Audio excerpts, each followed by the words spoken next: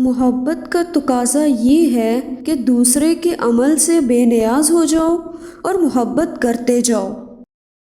یہاں دنیا میں ٹھہرنے کی بجائے نکلنے کی خواہش پیدا ہو جائے تو سکون مل جائے گا۔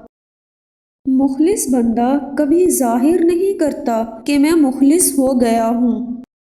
آپ خوشبو بند نہ کرو، خوشبو جاری رہے، کیونکہ آپ کا کام خوشبو دینا ہے۔ کسی برے آدمی کو اس طرح ڈھال دینا کہ وہ آدمی زندگی میں اچھا نظر آئے، یہ بھی احسان ہے۔ روح اور جسم کے درمیان جو رشتہ ہے، صرف اس کو موت آتی ہے۔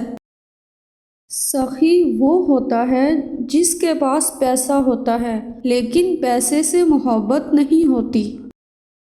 معلوم پر فخر کرنا جہالت ہے اور نامعلوم کا احساس کرنا علم ہے۔